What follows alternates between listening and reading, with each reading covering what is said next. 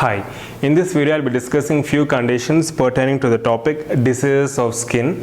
So while I was preparing for this particular topic, I found this very funny, interesting cartoon where they have depicted the condition of skin along with facial expression. Tried to correlate that with facial expression also. As you can see here, it's a vesicle, a raised lesion, a fluid filled lesion less than 1 centimeter, and corresponding to the size you can see a facial expression here.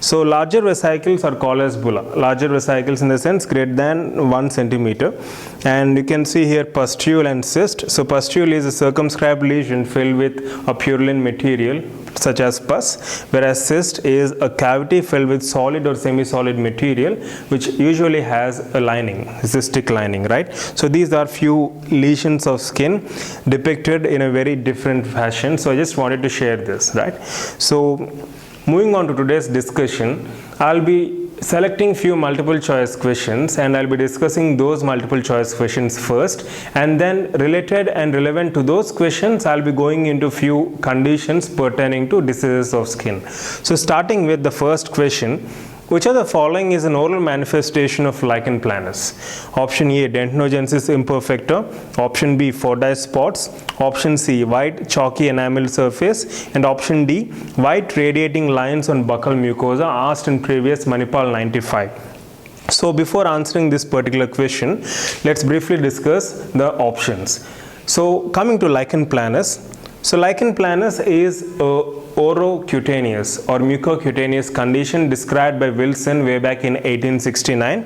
The characteristic clinical cutaneous features of this condition are presence of papules, plaques, or even grayish white lines or striae. So if you can observe in this image, there are small angular flat topped papules.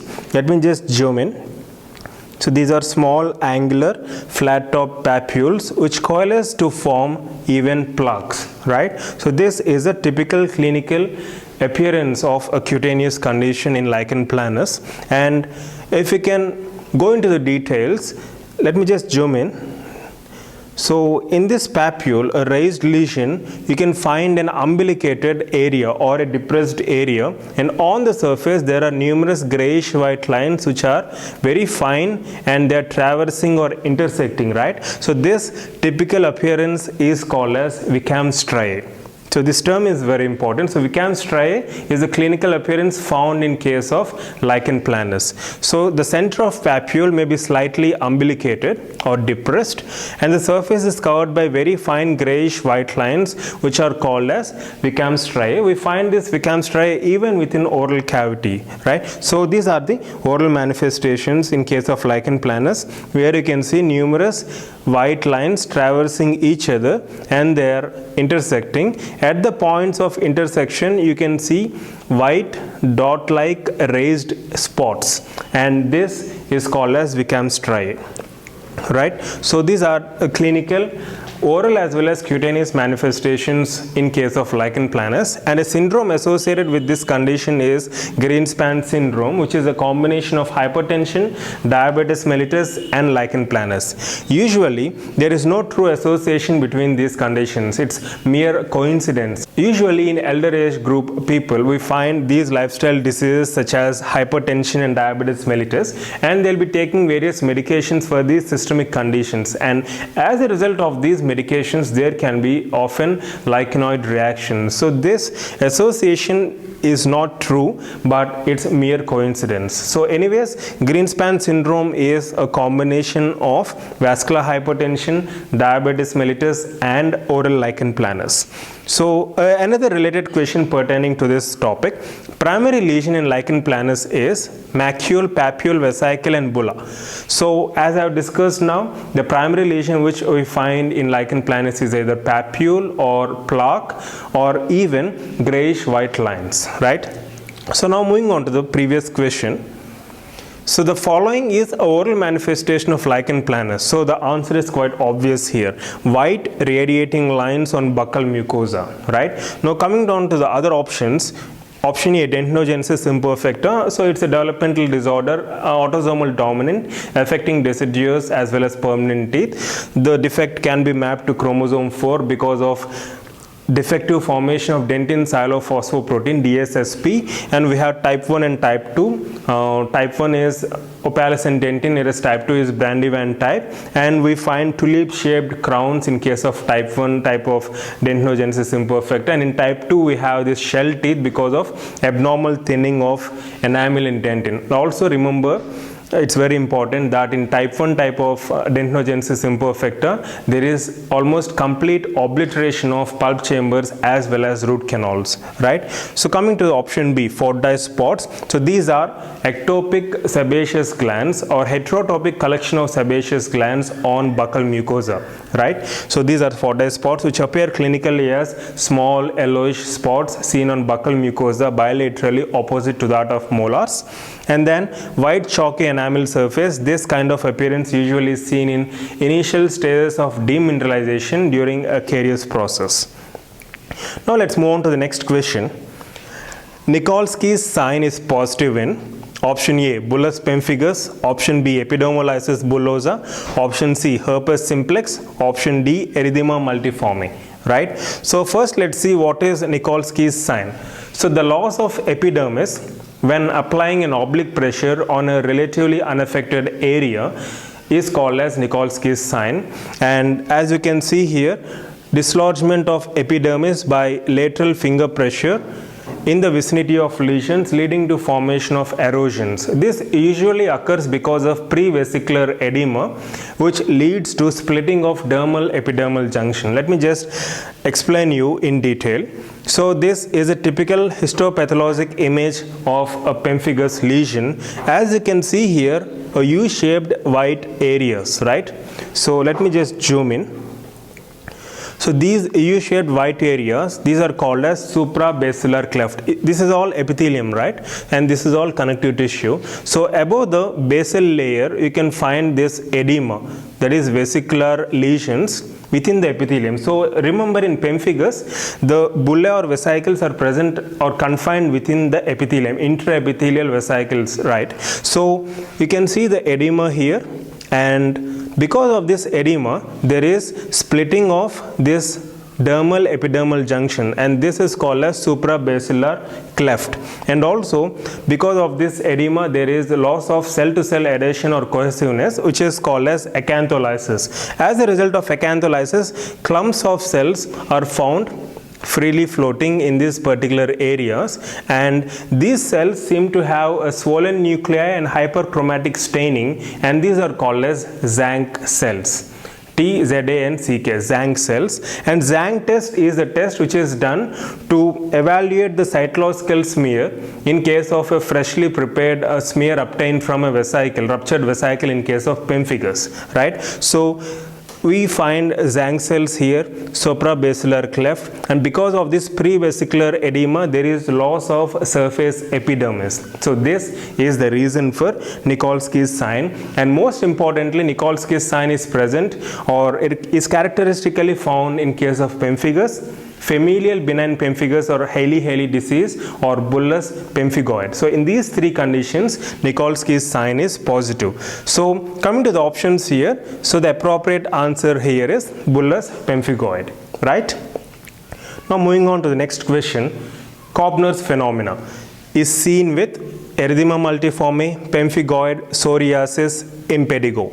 So now let's see what is Koebner's sign or phenomena first.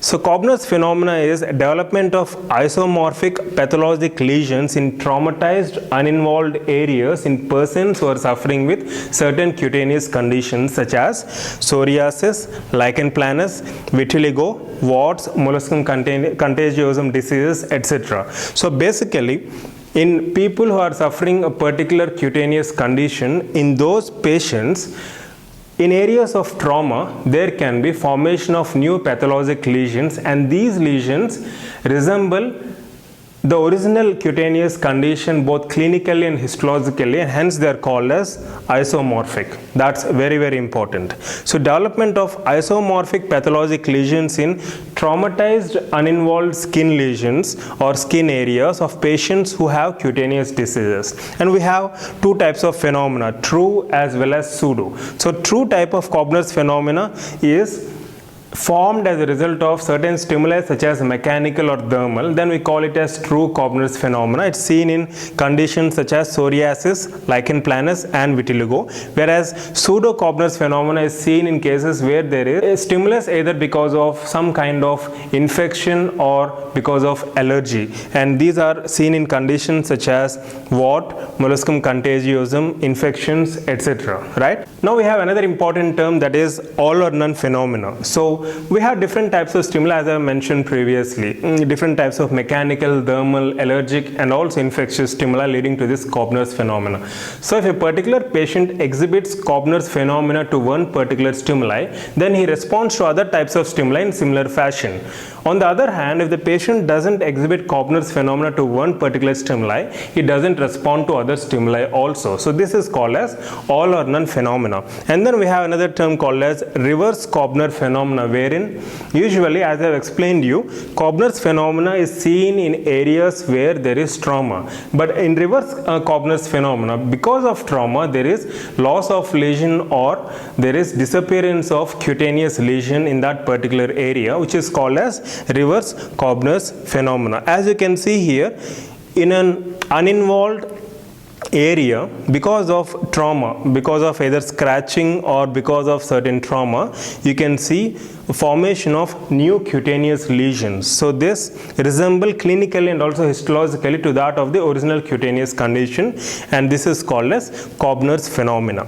So this Koebner's phenomena is found in psoriasis also. So psoriasis is nothing but a non-contagious skin disorder where we find inflamed edematous areas of skin covered with grayish white scales or silvery white scales. And in psoriasis, we have these three important signs: Auspitz sign, candle sign and sign of last Hodgkin.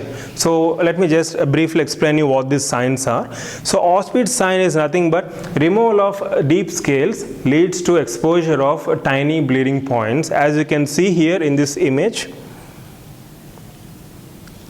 So removal of all superficial as well as deep scales leads to exposure of certain bleeding spots, tiny bleeding spots, and this is called as Auspitz sign. So candle sign is seen when certain superficial layers of scales are removed, there is flakiness, and this is called as candle sign.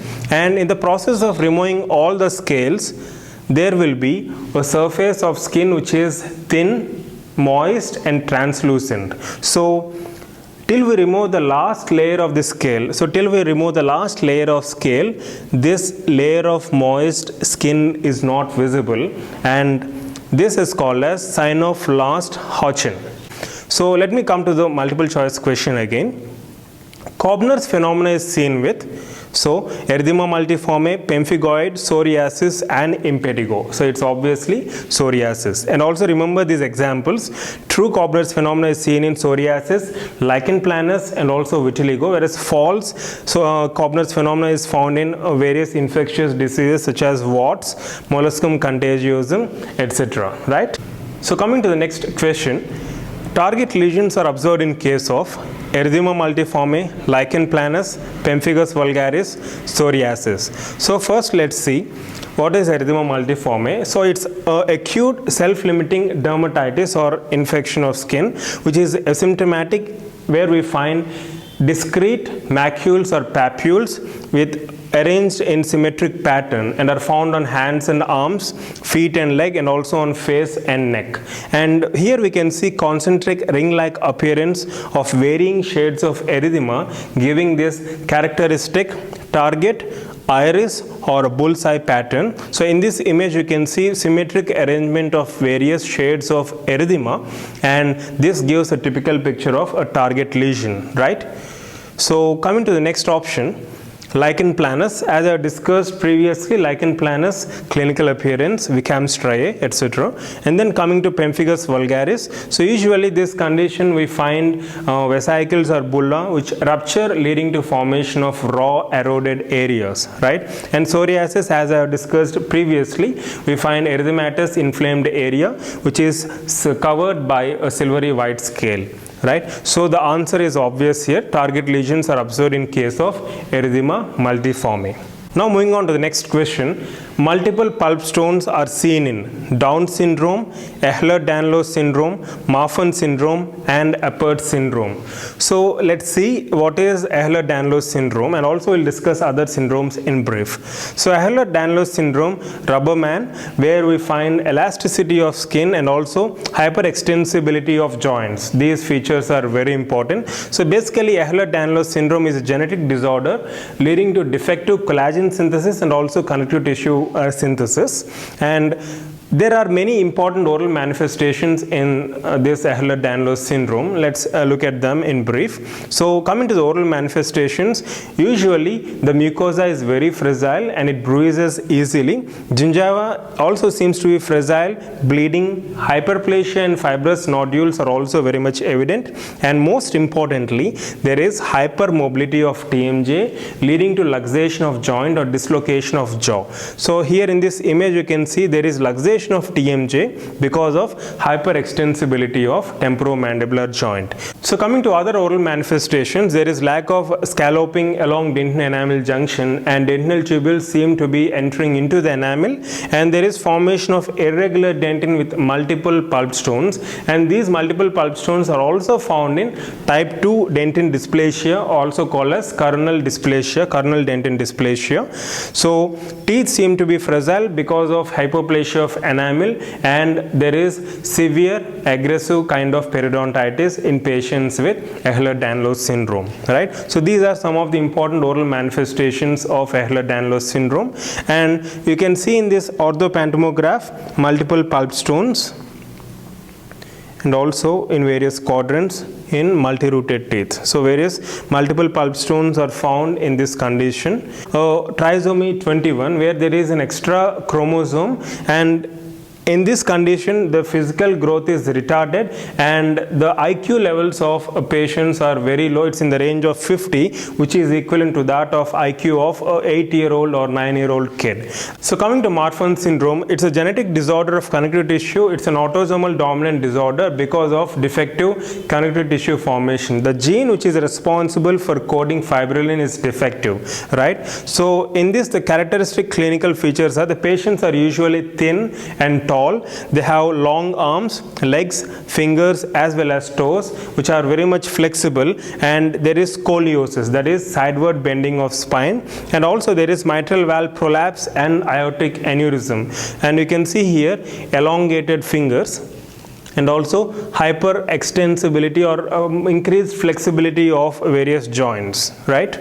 And let me just briefly discuss the terms scoliosis, kyphosis and lordosis. So in Marfan syndrome we find scoliosis, which is sideward bending of spine, whereas kyphosis is something where there is increased or accentuated rounding of spine in upper back region. Usually there is a minimal rounding of spine, but there is accentuated rounding of spine in upper back, which is called as kyphosis, whereas lordosis is a condition where there is increased internal curvature of a lumbar region of spine, which is called as lordosis, right? So we have scoliosis, kyphosis and lordosis, and in Marfan syndrome we find scoliosis. Okay, now moving on to the next option, that is Apert syndrome. We find craniosynostosis and syndactyly in this condition. So Apert syndrome is a genetic disorder characterized by premature fusion of skull bones, as a result of which normal development of skull is inhibited, leading to abnormal shape of the skull, which is called as craniosynostosis. Synostosis is fusion, cranio is bones pertaining to the cranium or skull. And also we find syndactyly, that is fingers and toes are fused together, that is syndactyly. Now moving on to the question, multiple pulp stones are seen in Down syndrome, Ehlers-Danlos syndrome, Marfan syndrome and Apert syndrome. So the answer is Ehlers-Danlos syndrome, and multiple pulp stones are also found in type 2 dentin dysplasia or coronal dentin dysplasia, rootless teeth, right? So these are few multiple choice questions and related conditions pertaining to the topic diseases of skin. I hope it's clear. Thank you.